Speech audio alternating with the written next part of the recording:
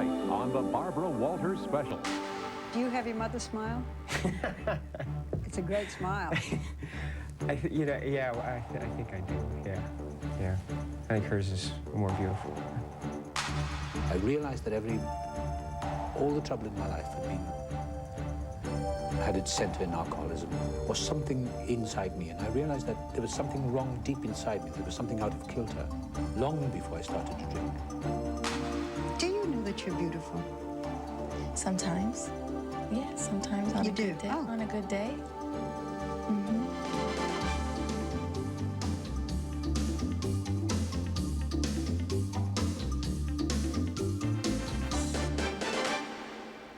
Good evening.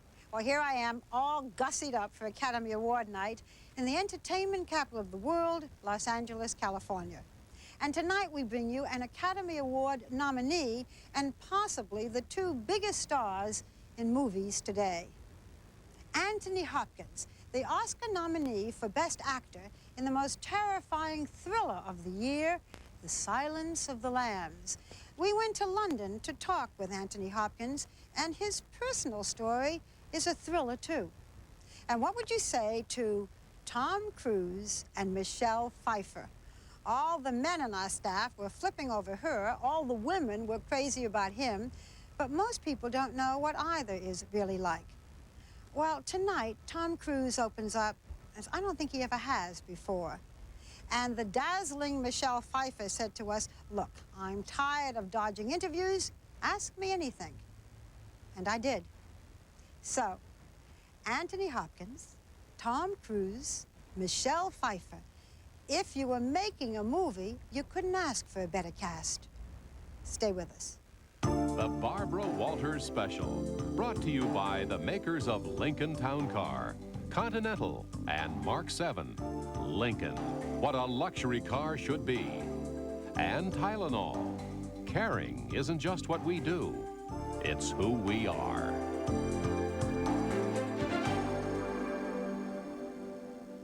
If you were going to build your own movie star, you'd probably first see to it that she had a face no moviegoer could possibly forget. A good body would also be nice. A great singing voice wouldn't hurt. And then, of course, you'd make certain she had enough raw acting talent to surpass all of the above. Michelle Pfeiffer was built to last. She was born into the fun and sun lifestyle of Orange County, California, 33 years ago. Her father's heating and air conditioning business supported her mother, older brother, and two younger sisters. Michelle hung out at the beach and traveled with the in crowd. Hi, my name is Michelle Pfeiffer. I live in Midway City and I represent Orange County. Thank you. After several odd jobs, she decided to act. She heard that Hollywood talent scouts frequented beauty pageants, so reluctantly she pulled herself into a swimsuit and won Miss Orange County and Miss Photogenic at the state pageant. Her first speaking part came in 1978 on the television series Fantasy Island. She had one line. Who is he, Naomi? You've probably never seen her early work, TV series like Bad Cats and Delta House, and Michelle is probably grateful that you haven't. The experience convinced her that she should fight tooth and nail to never again be the jiggle in some producer's fantasy. Her first real break came in 1982.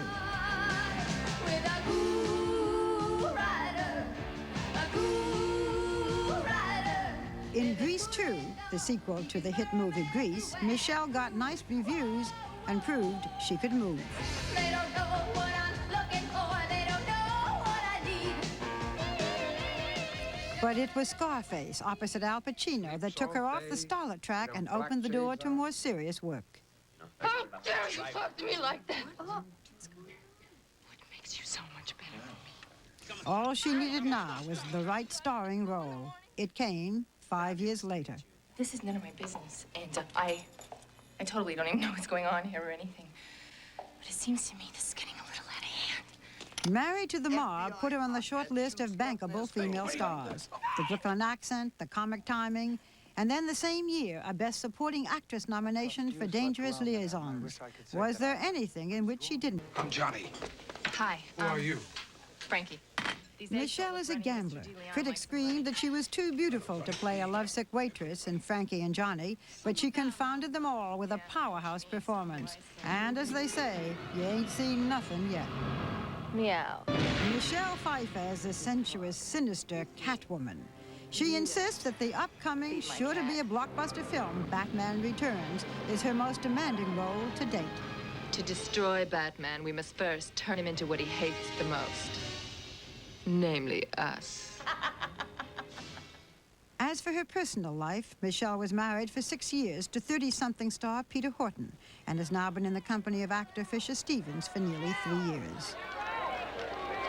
In addition to Batman Returns, her upcoming projects include an interracial love story entitled Love Field and The Age of Innocence, which will be directed by Martin Scorsese. Making movies is something she does naturally. Giving interviews is not.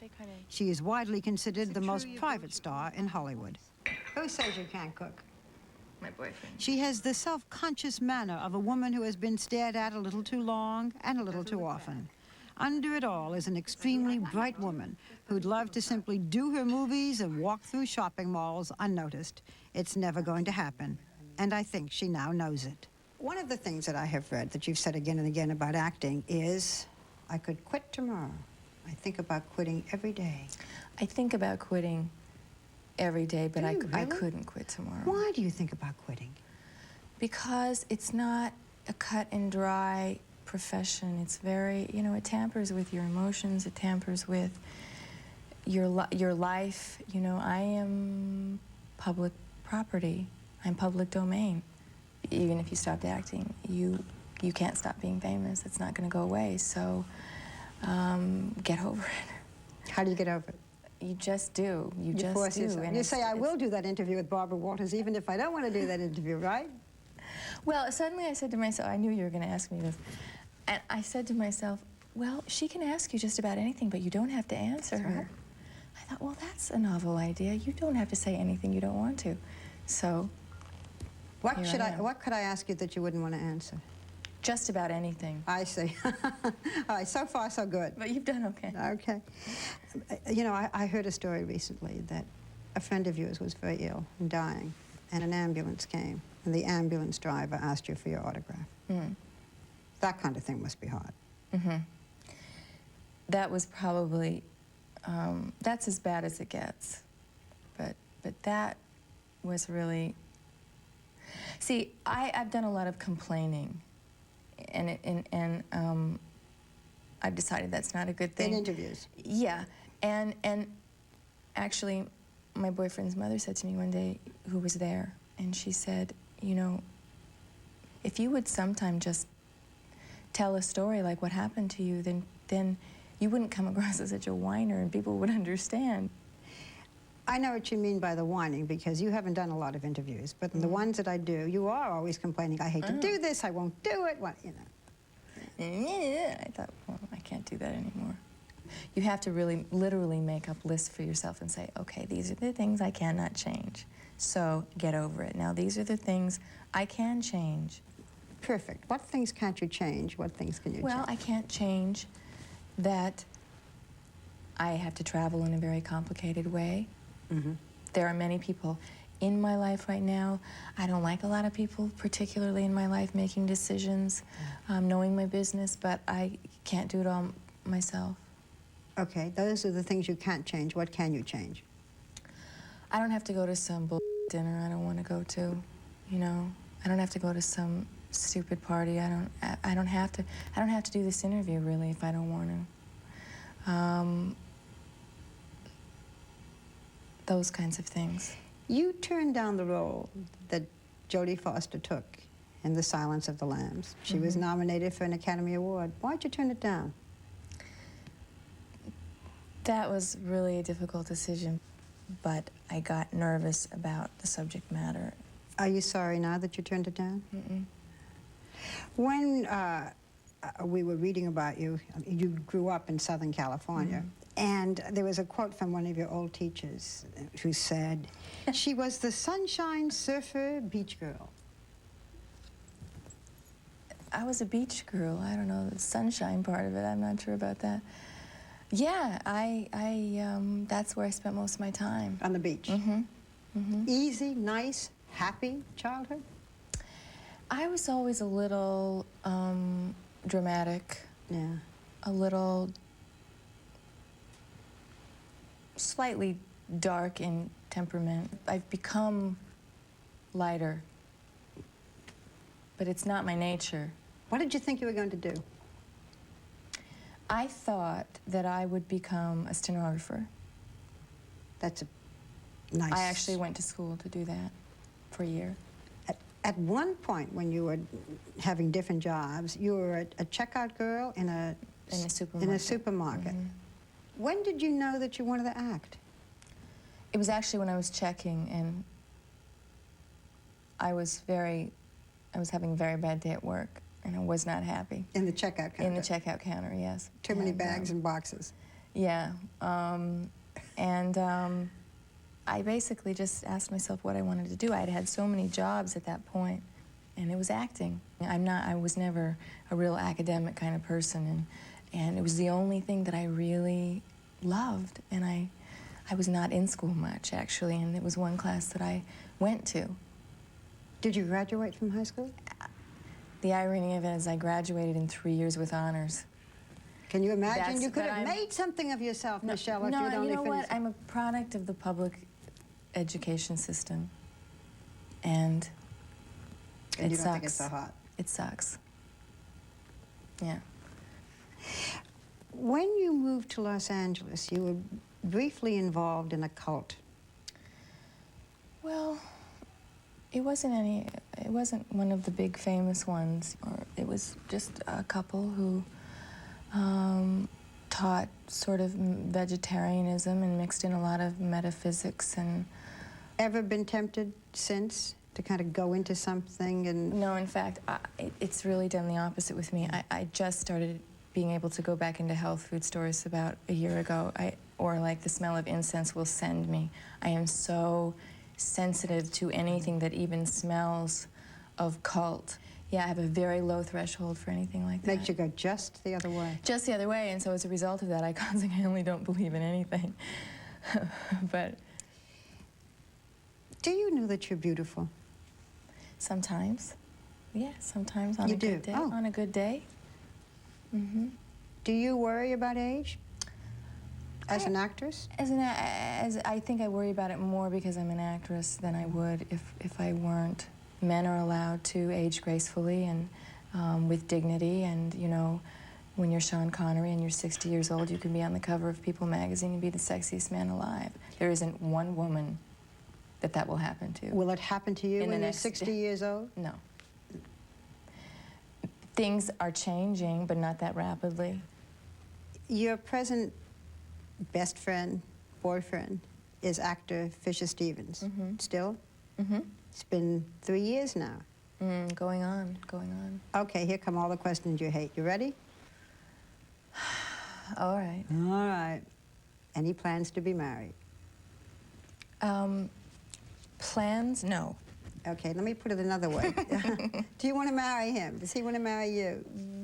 We're not sure. Well, I think neither of us are really sure about marriage, conceptually. What does he give you? A lot of fun, a lot of joy, a lot of love, a lot of adventure.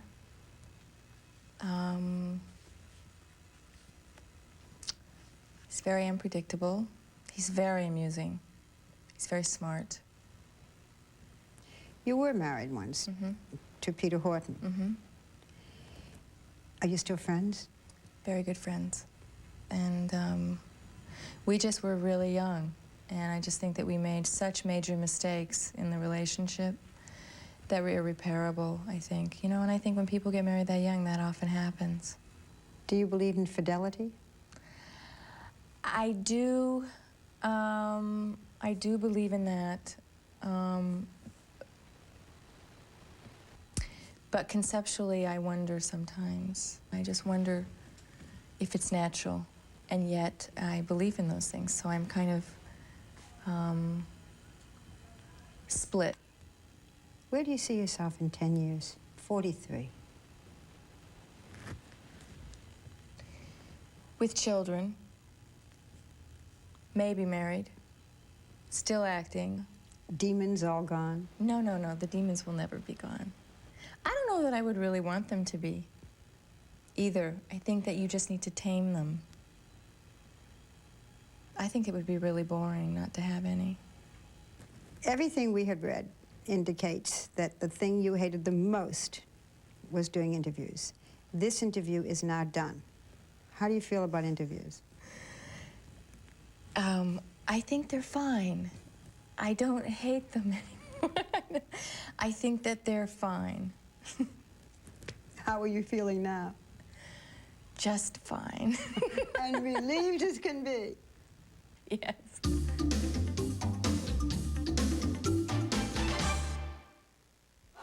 At JCPenney, we've changed clothes. From head to toe, Top to bottom. collar to cuff. We've changed looks. We've changed. JCPenney. We've changed patterns and changed colors. We've gotten lighter and brighter. We've changed. JCPenney. Younger, And bolder. smaller. And taller. We collected more classics, added more accessories, and broadened the basics. We've changed our fabrics and changed our footwear. Our brands have a brand new look. We've added sports shirts, To sports shirts, underwear. to underwear. And while we may have changed from our hats to our heels, One thing remains the same. our great values. And great values are what make us. Your free trial pair of AccuView disposable contact lenses could be Love at first sight. This is the lens of my life. The comfort is irresistible. I love the fact that I don't have to clean them. And now Johnson & Johnson announces a lens-back guarantee. Try AccuView for 90 days. If they're not the most comfortable lenses you've worn, we'll replace your current lenses free. It's better than love at first sight because it's guaranteed to last. Take me, I'm yours. Ask your eye care professional if AccuView or SureView is right for you. The technology didn't come from Germany. It didn't come from Japan. The technology that made this powerful sedan the most fuel-efficient V8 luxury car you can own came from Lincoln. Lincoln Town Car. What a luxury car should be. Tuesday, baby's on the way. Raising a baby daughter is going to be the most wonderful experience of my life. She must have lost a lot of blood. Roseanne. Then, the reviews are in. The Post called Room for Two the sitcom for the 90s. This is the life, kid. And the Star Ledger said it was warm, funny, wonderful. Mom, it doesn't get any better than this. The ratings are in, too. Room for Two is the highest rated premiere of any new show this year. This is big, huh? It's Linda Lavin in Room for Two following Roseanne, America's Funniest Moms, Tuesday. The Barbara Walters Special will continue in a moment. For the first time, an emergency room doctor who was with JFK when he died breaks his silence. And the rest of my life, I will always know he was shot from the front. Startling new information. Watch 2020 Friday. I'm always in the kitchen cooking up new ideas. This one's perfect for Wendy's 99-cent super value menu. I call it a Junior Mushroom Swiss Burger. It starts with fresh beef, melted Swiss, topped with a special mushroom sauce, all served hot off the grill. The 99-cent Junior Mushroom Swiss Burger, a great new taste on Wendy's super value menu, only for a limited time. My daughter Wendy thinks I'm obsessed with our super value menu. Gee, I didn't think it showed. A lot of people are switching over to Franklin Federal just to open a Freedom checking account. It's that good. There's never any service charge. None. I save, I earn interest. I like that a lot. I like it a lot. Free personalized checks. I didn't know this was an exam. Free traveler's checks. Now you're talking. No annual fees on credit cards. Overdraft protection. ATM cards. Convenient locations. Very convenient. And the people are just wonderful. So, where's your checking account? Franklin Federal, in step with your life. Your Tuesday forecast tonight after the Oscars. A census taker once tried to test me. I ate his liver with some fava beans and a nice Chianti. There are very few performances in which an actor takes a courageous and terrifying leap into the darkness of the human soul and manages to take the movie audience right along with him. Such is the case with Dr. Hannibal the Cannibal Lecter, as portrayed by Anthony Hopkins, a Best Actor nominee tonight for The Silence of the Lambs. I'm offering you a psychological profile of Buffalo Bill based on the case evidence.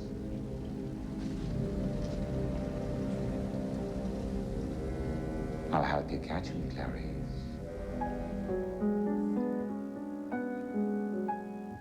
When an actor captures a monster with such precision, you can't help but wonder about the actor himself. One clue may be in this melancholy tune. Hopkins wrote it when he was only 14. His mother and father labored in their small bakery and worried that their son Tony was the saddest, slowest child in school. He seemed to have no talent other than that of impersonating his instructors. There was little opportunity in the small Welsh village of Port Talbot, but a brief encounter with Richard Burton, a local hero, finally inspired young Tony to pursue acting. He says if he hadn't, he'd have surely gone mad. After serving 2 years in the British Army, Hopkins was accepted at London's famed Royal Academy of Dramatic Arts. After 2 years there, he landed roles in a few plays and finally found himself in front of Laurence Olivier in an audition for the National Theatre Company, which was performing here at London's famous Old Vic Theatre. It brings back some scary memories, really. My first night here, having to run across the stage, and Laurence Olivier was here. It's Laurence Olivier's Othello, and I spoke the wrong lines. I came on as a messenger, and I spoke Iago's lines instead. He chose to audition a scene from Othello, the very play Olivier was performing at the time. Whether it was Antony's talent or audacity that impressed Olivier isn't clear, but at age 29, he won a place in the most prestigious theatre company in the world. Although he has continued to work successfully in theatre over the years, he doesn't have the traditional English actor's appetite for the stage. Early on, he found greener pastures in Hollywood. Would you say, Father, that I have the makings of a king? Splendid king. I won't trade off His first film was a big one. He played Richard the Lionhearted opposite Peter O'Toole and Katharine Hepburn in The Lion in Winter. Acting in movies suited him. He went on to make numerous films. Americans probably best remember him as the deranged ventriloquist in Magic. Hello, everybody. This is Mrs. Norman Maine. My mother thanks you, my father thanks you, my sister thanks you, and I thank you. Stand up. Turn around. Turn around. Or the philanthropic Victorian doctor in The Elephant Man. Like many British actors, he's not a snob about television. He's played everything from potboilers like Hollywood Wives to more distinctive projects like The Bunker, for which he won an Emmy for his portrayal of Adolf Hitler. The war is not lost. The war is not lost. The war will never be lost. Here we go. This is my secret garden. Ironically, Antony's recent commercial success came to him only after he'd given up living in Hollywood and moved home. His life today is quiet. With key in hand, he can take a nice walk in the center of London in his private neighborhood garden. Not that he craves privacy. He insists that he is rarely recognized on public streets. The new beard he has grown for the upcoming film, Bram Stoker's Dracula, probably helps. Currently, Hopkins can be seen in the much-acclaimed film Howard's End. At age 54, he has, he says, overcome most of his demons. They came in the form of alcohol and cost him a first marriage from which came his only child, Abigail. He says he owes his salvation to his no-nonsense wife of nearly 20 years, Jenny. But certainly Hopkins hasn't left his demons behind. He has simply channeled them into his work. Jonathan Demme was such a great director to work with. He said, how do you want to be discovered in the first scene?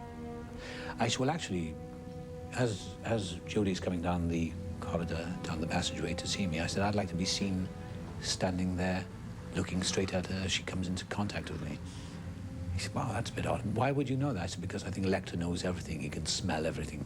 She comes down the corridor, and he says, good morning. Now, that's terrifying. Morning. When you were offered the part of Hannibal, did you know, wow, this is going to be a part that's really going to make it for me? Yes, I knew it was going to be one of those big hit movies as soon as I read it. And it was a part of a lifetime, really. It was really one of those, and I knew how to play it. As soon as I got it, I thought, it fused in my mind that I know how to play this part. I know him.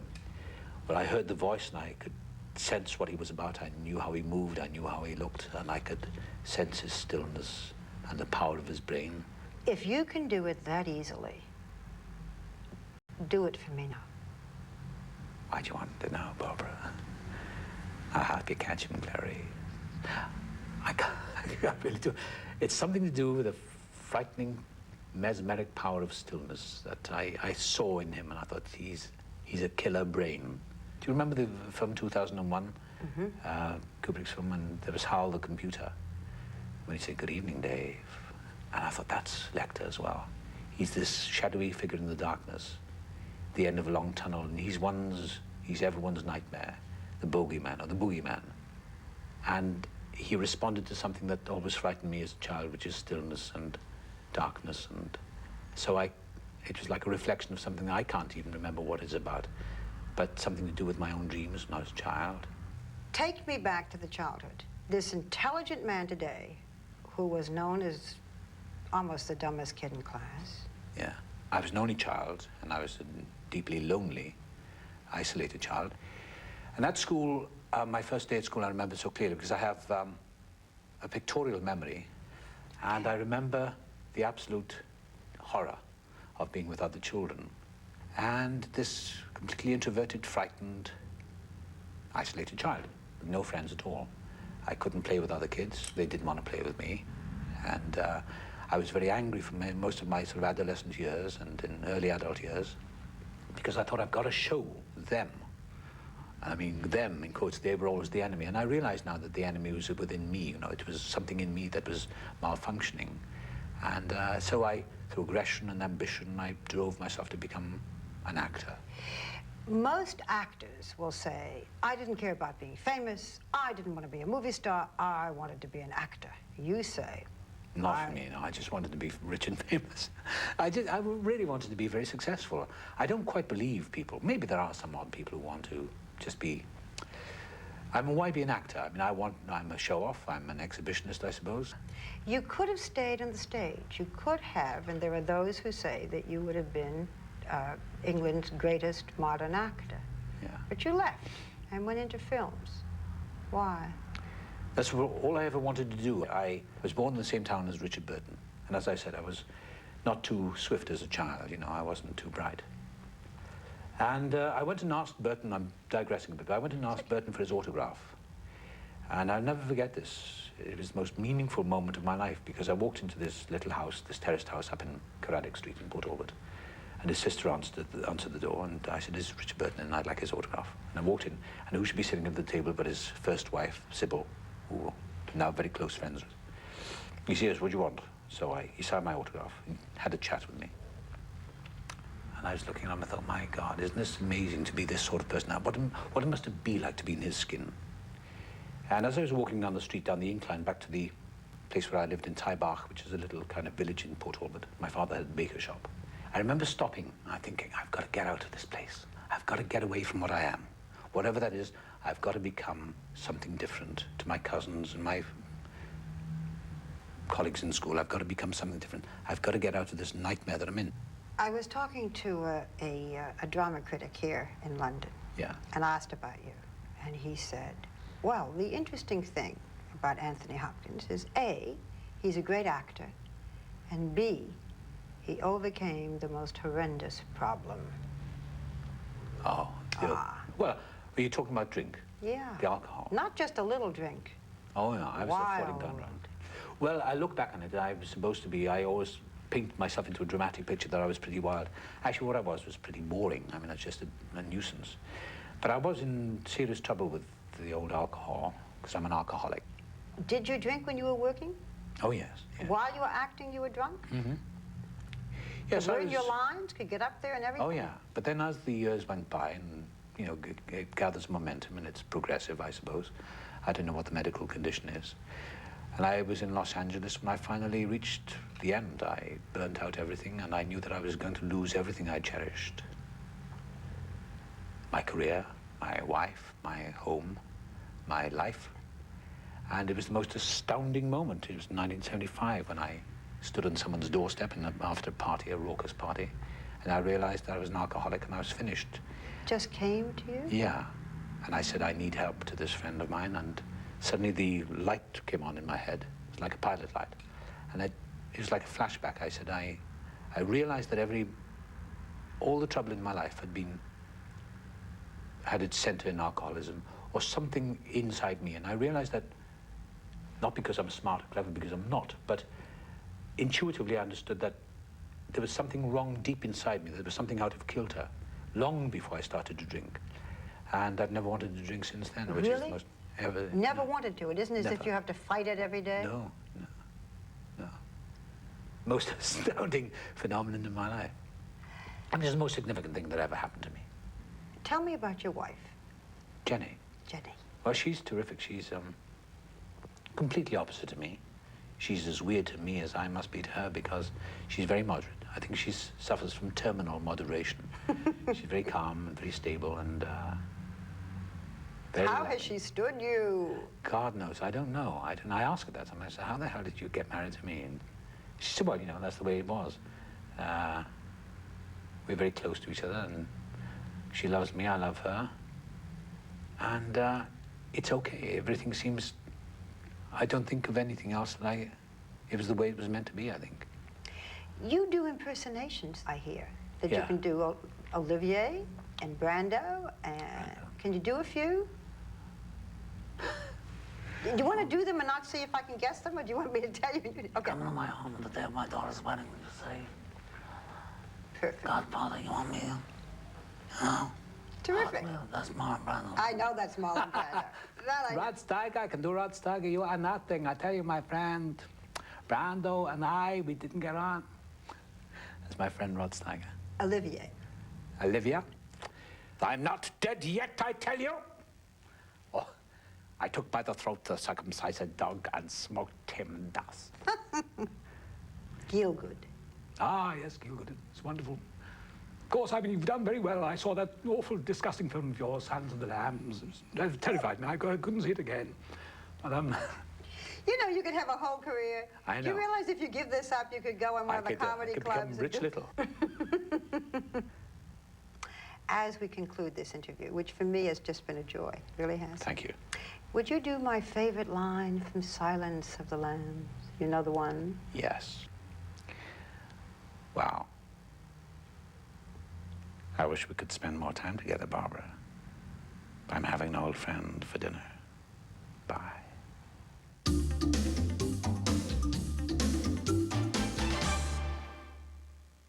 I live with my time. Progress, performance. Now to visibly reduce the appearance of wrinkles, I've discovered new Plenitude Advanced Wrinkle Defense Cream from L'Oreal.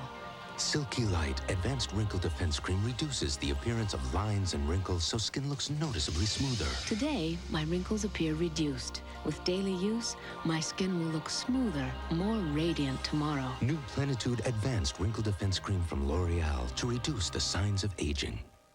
This brings back memories. Oh, these are great. What's this remind you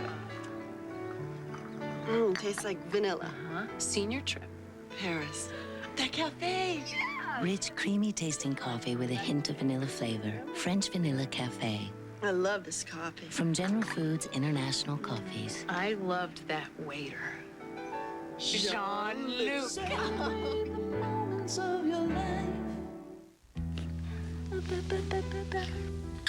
Today, Catherine Elizabeth Cook will learn about caring. From your touch and the pure, soft powder that gently soothes and comforts. Isn't that nice? No baby powder absorbs better than Johnson's Baby Pure Cornstarch Powder. Mommy's baby. Small wonder more hospitals use it on their babies. Johnson's. It feels like love.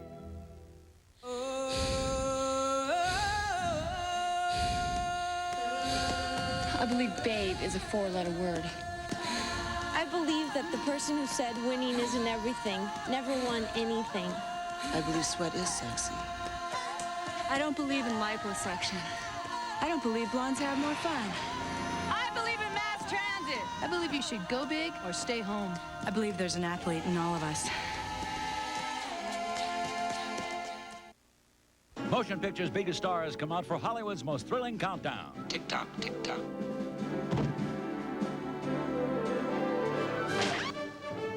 Expect the unexpected when Billy Crystal hosts the 64th Annual Academy Awards live next Tuesday. We're going away on our first trip together. You know, and then as we discussed, we'll be sharing a room and a bed. You and I are gonna have a blast. Know how I know that? No. Hot plans, cold feet. I can't go. What are you saying? You don't want to go? Of course I want to go. I don't want to go. You know, I'm starting to get angry here. Wow. Civil Wars, Tuesday. I love you. I love you too.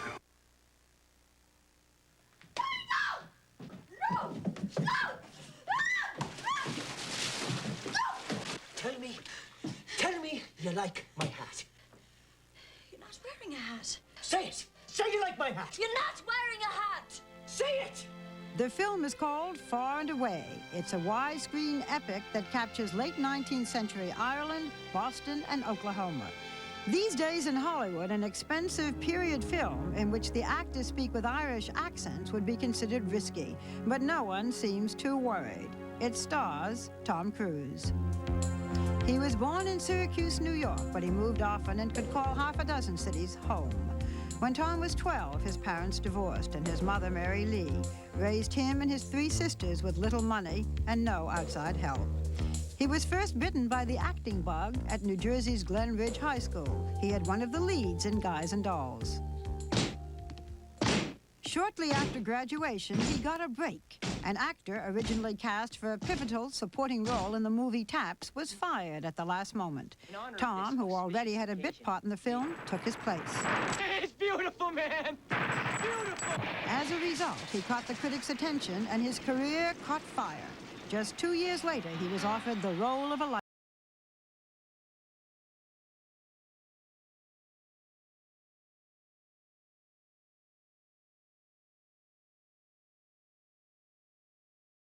That the movie worked because Tom displayed the sort of sensitivity rarely present in an actor of his few years. Women were taken with him instantly. And the men were soon to follow. By the time he made Top Gun in 1986, he could call his own shots, and there was a waiting line to work with him. No one picks movies better than Tom Cruise. He has held his own alongside greats like Paul Newman in The Color of Money or Dustin Hoffman in Rain Man. And he takes chances that pay off. You want to burn the flag? Huh, Tommy? What is it? You want to bring down this country? Love it or leave it, Tommy. You know, you could just love it or leave it. He was nominated for an Oscar for Born on the 4th of July. And he seems to enjoy moving from artistic ventures like that to more mainstream films like Days of Thunder. It was on this film that he met Australian-born Nicole Kidman. They seem to enjoy working together.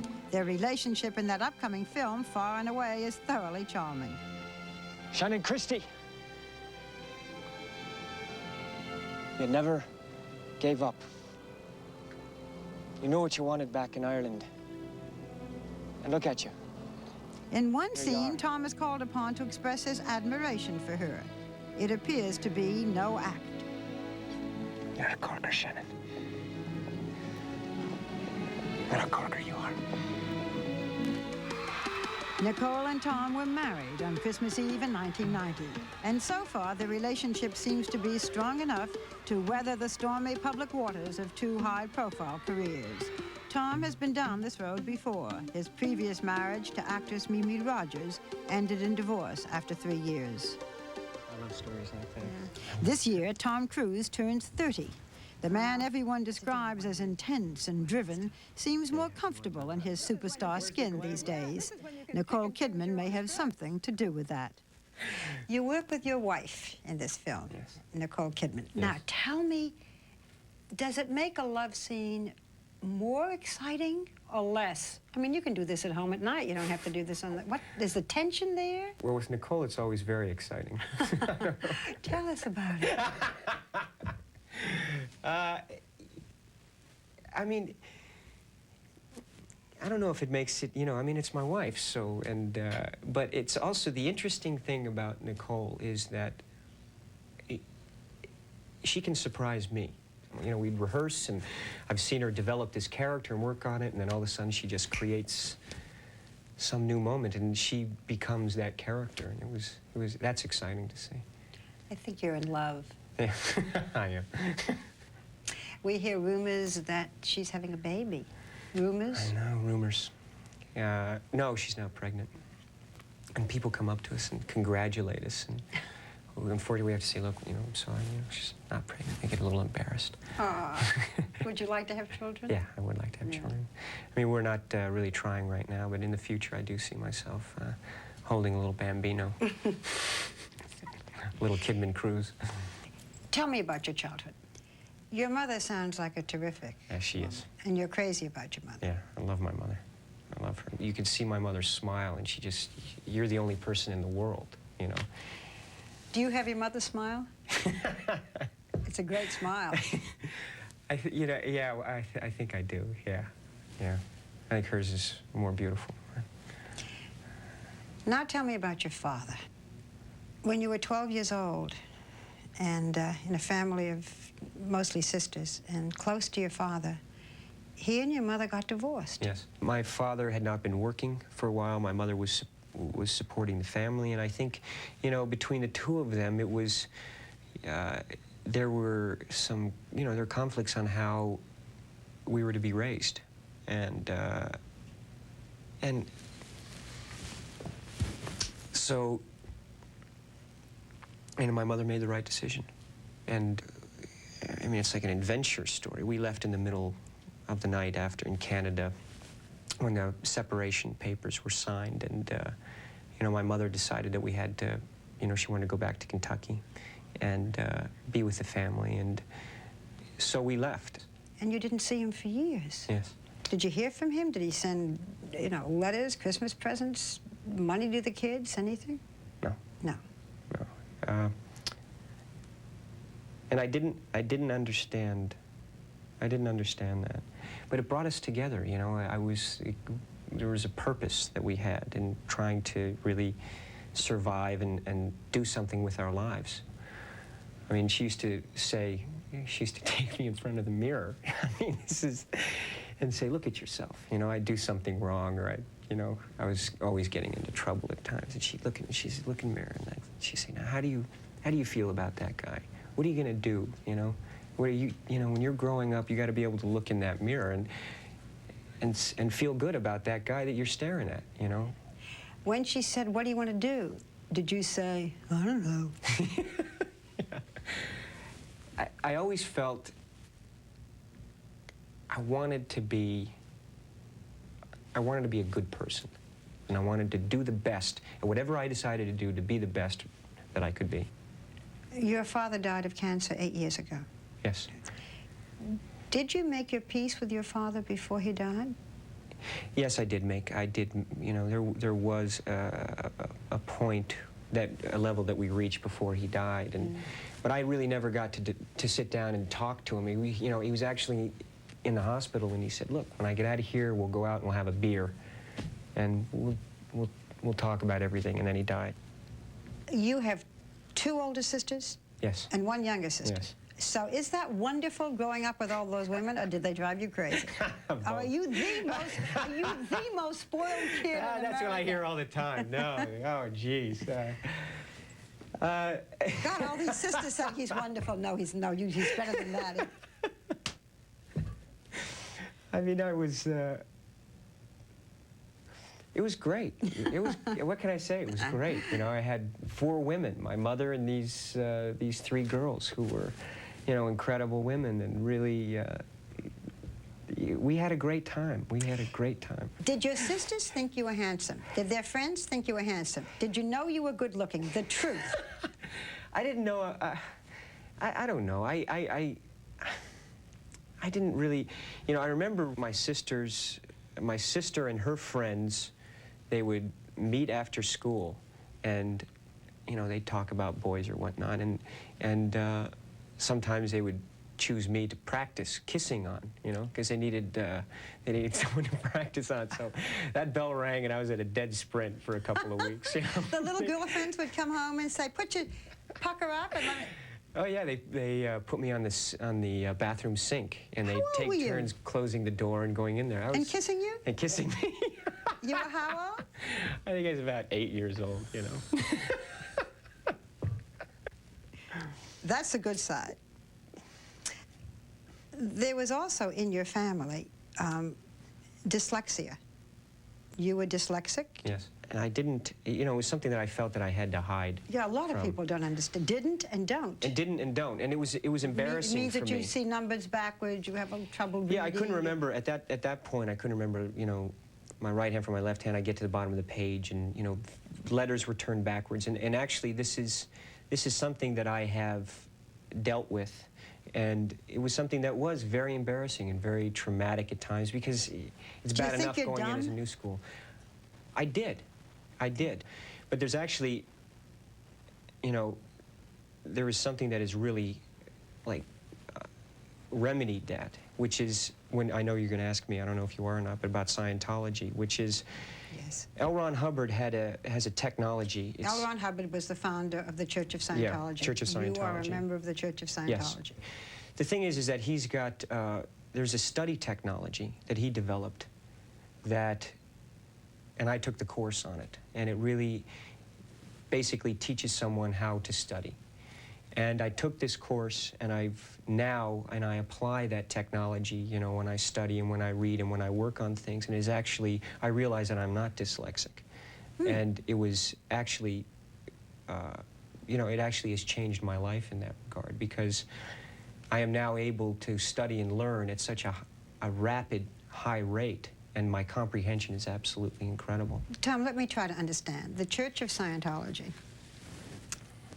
is this something that feeds you spiritually, or is it a technique that just helps your mind? Is it a religion?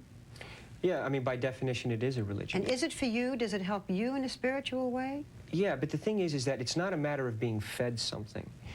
And it is not someone telling you how to live your life. It is not someone feeding you what is real for them.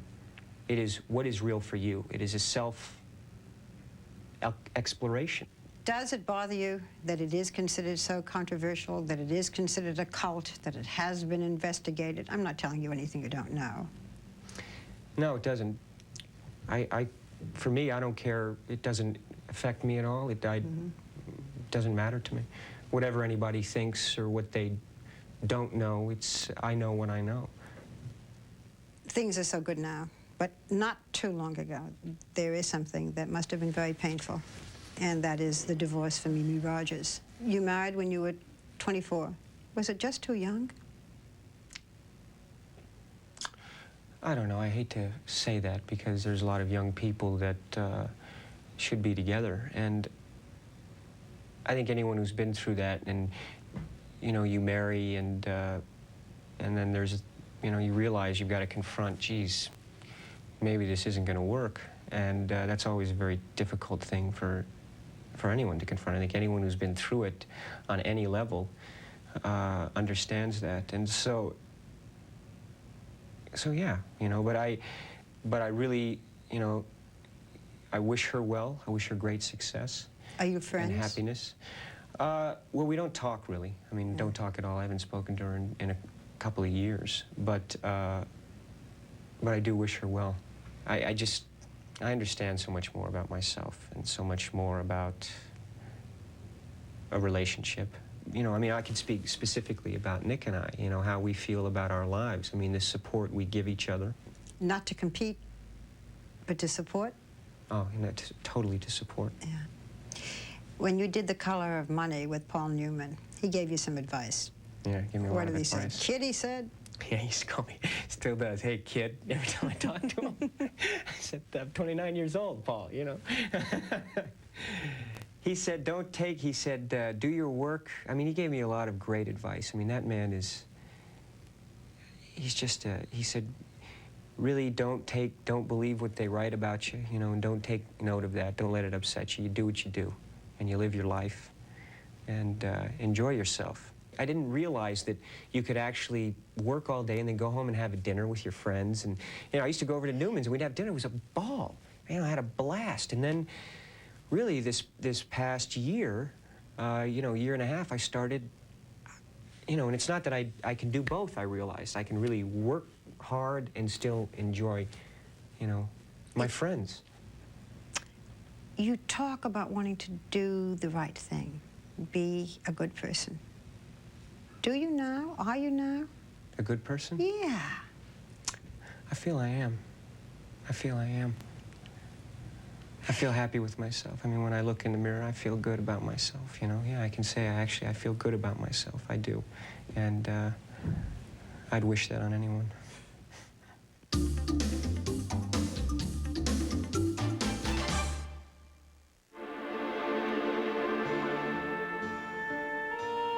Only 2 American-made luxury automobiles provide both driver and passenger side airbags. One of them is a Lincoln. And the other one is a Lincoln. With Lincoln, it's easy to be on the safe side. Lincoln, what a luxury car should be. In just 1 year, over 5 million people have joined MCI Friends and Family. You get the 20% savings on any phone call that you make to a member of your circle. They joined without even knowing we would also offer big international savings and a free calling card to save them the extra 20% even on calls home. They joined without knowing of the double savings, 40% during May. You have one advantage over them. You know how good Friends and Family is before you join. Call MCI. Join the bandwagon. Welcome to the Olympic Games. People everywhere. Come on, Peanut! Whoa! Let's make some more friends! Whee! I'm pure milk chocolate. And I'm milk chocolate with a fresh roasted peanut inside. And we're both covered in a thin candy shell. Let's go! The milk chocolate melts in your mouth, not in your hand. Worldwide sponsor of the 1992 Olympic Games. Now that I perm my hair, it needs special care. Introducing Permavive Technicare by L'Oreal. Shampoos, conditioners, treatments with a unique polymer complex. A new science to bring back the healthy feel and help keep curls curling. Permavive, re-energizing, replenishing, rebalancing. Healthy curls, healthy hair. New Permavive Technicare by L'Oreal. Advanced technology perm care. Wednesday, young Indy goes to war in Africa, I won't let you down. where he leads a secret mission and ends up with a handful of trouble. He can't care for himself. If we leave him here, he'll die. The adventures continue on the Young Indiana Jones Chronicles Wednesday. Tales of mystery, I'd like to report a murder. suspense, He's dangerous. So am I. and murder. I never said anything about killing her. Victoria Principal in Seduction. 3 Tales from the Inner Sanctum, Sunday. The Barbara Walters Special. Brought to you by new L'Oreal Permavive Technicare, Advanced Technology Perm Care, L'Oreal Plenitude Advanced Wrinkle Defense Cream, and L'Oreal Preference Hair Color. Our Academy Award Night special is always my favorite. After all, where else could I get away with wearing a dress like this? So, thank you, Tom. Thank you, Michelle. Thank you, Tony. Thank you, everyone. And good night.